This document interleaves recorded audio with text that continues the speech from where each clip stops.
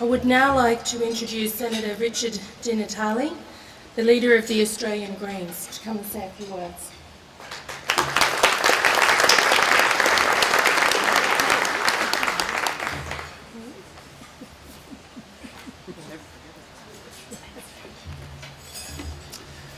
Let me start by acknowledging the Ngunnawal people as the traditional owners of the land on which we meet. Let me also acknowledge Susan Lee, Catherine King, David Gillespie and Julie Collins. Thanks so much for coming along. And I think we all share the commitment to ensure that the voices of the nursing profession are heard within this place. Let me also thank the College of Nursing for the invitation to speak this morning.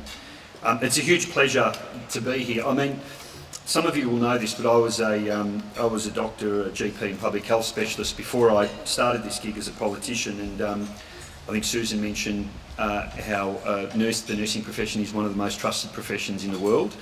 When you go from being a health professional to being a politician, you understand just what that means and how important that is and how important your voice is in the national debate. Yes, more than half of the health workforce is nurses, and nurses are the primary, most important part of engagement of the healthcare sector for patients, and it's often nurses that help to influence and shape the experience that people have with the healthcare sector. That is often the most important, the most meaningful interaction that people have with the health sector. That's why your work is just so critical. And we often talk about health care, but what we really mean, and this is very true of my former work, is really health interventions. The care part of the equation is often being delivered by you, by those of you in this room.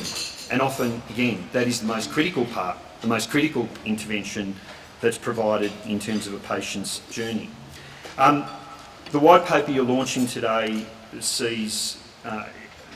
really demonstrates why it's so critical that you've got a voice in the national debate, that your voice needs to be amplified and it needs to be heard within the Parliament. And we're undergoing a lot of change at the moment across primary care, hospitals, the aged care sector. There are huge reforms happening as we speak. They'll fundamentally alter the work that you do, they'll fundamentally alter the environments in which you work, they'll fundamentally alter the experience of patients, and we need to remind ourselves that first and foremost it is the role of those individuals who interact with the healthcare system that has to determine how we respond in terms of reform. And as someone who's worked in primary care, the Greens are very, very committed to ensuring that primary care is not just the domain of general practice, but that we're better able to meet the needs of chronic disease by ensuring that your workforce is valued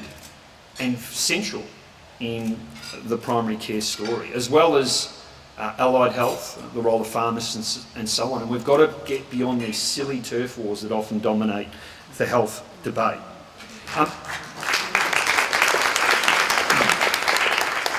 Often debates around standards are really just a proxy for saying, this is the work that we do, we want to protect it because it's in our own self-interest. And we've just got to move beyond that and recognise that the nursing profession, as well as allied health, I think are greatly underutilised. The expertise, the skills, the experience of those sectors is underutilised within the primary healthcare sector, and I think within health more generally. And our great challenge is to make sure that we do something about it.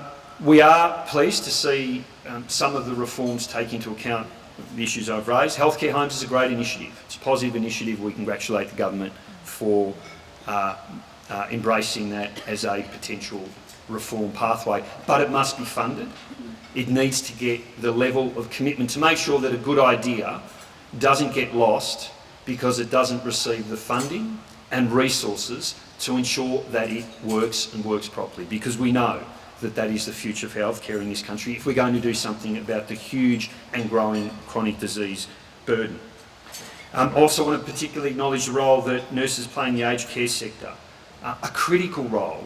And it says so much about a society that we value older people in this country, and we show that commitment by ensuring that we don't remove requirements, for example in New South Wales, for round-the-clock RNs in residential aged care facilities.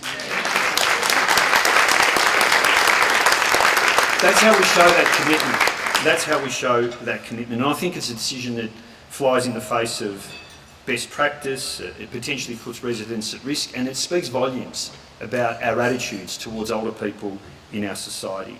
Of course, the role of nurses in rural and remote communities, and in particular the greater investment in Aboriginal and Torres Strait Islander nurses and midwives. What a great initiative, and it's so wonderful to see so many young Indigenous people having a pathway forward to be able to work in nursing and the healthcare sector more generally. Let me also just finish just with this point. It is true that there are big challenges on our healthcare budget. We often have, there is a discussion about ensuring that we maximise efficiency, and I think the review of the MBS is an important step. We do need to make sure we get good value for money out of our healthcare dollar. We do need to ensure that we've got processes in place that can ensure that interventions are funded if the evidence proves that they're of benefit. That's a good thing. We need to ensure that technological change happens, but it's based on good evidence. But I want to tackle this nonsense of healthcare being unsustainable. Sustainability is a value judgment. Something's sustainable if we choose to fund it. If we choose not to fund it, of course it's not sustainable. That is a value judgment. And these are choices that we are making every day in this place. Now, we, as a nation, have a very good healthcare system. It can be better. We spend just over 9% of our GDP on health. The US spends almost double what we spend, and they get a much worse health system as a result. So let's recognise that our job is to ensure we have an efficient, productive healthcare system that funds interventions based on evidence, that ensures that people get the care that they need, but that our job is to make sure those things are funded and to make the appropriate choices that allows us to fund those things that we know provide benefit to people and to ensure that the Australian community get the health care that they deserve. And the commitment you have from us is to ensure that your voice is heard in that national debate. Thanks so much.